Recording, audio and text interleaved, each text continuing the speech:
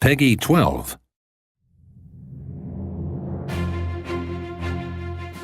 Hearts of Iron 4 is a grand strategy war game. When you want to have the full experience of managing a nation in World War II, you want to play Hearts of Iron 4.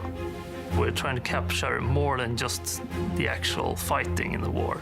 What leads up to the war, technology, espionage, all that stuff. And it's a unique game experience in that it allows you to really fight the war as it was fought, not with a few units on the ground, but this grand epic scale with armies, navies, and air forces all across the world.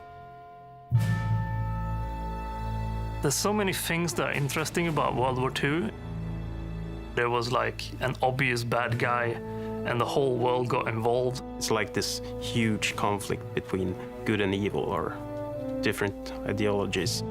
We talk about it as if it was one war. But the Second World War wasn't one war, it was a number of wars during the same time. There were 3 aggressive states at that time.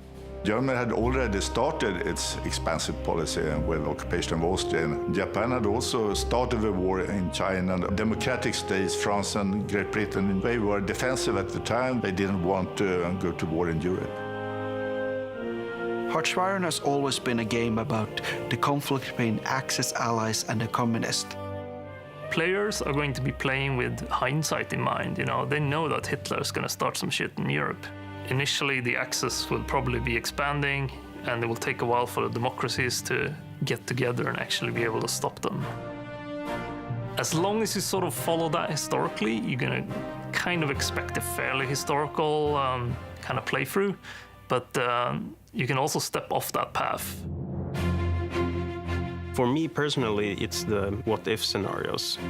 What would happen if Japan opened up a second front when the Germans invaded Russia?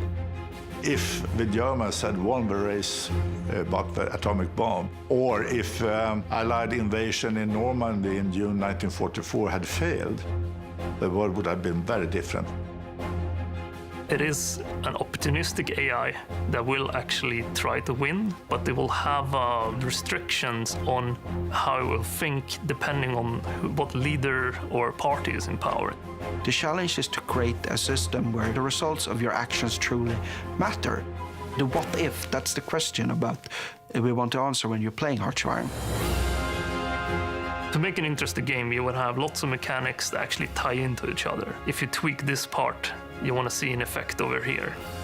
It's both interesting gameplay-wise and design-wise, and also it's how the real world works.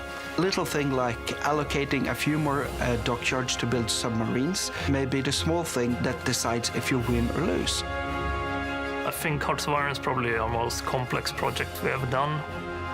It's unique in so many ways when it comes to the level of different ways you can try to play it out. We want to deliver on the promise we've given to players since the first game and really give the ultimate World War II experience. To play Hearts of Iron as we always meant it to be.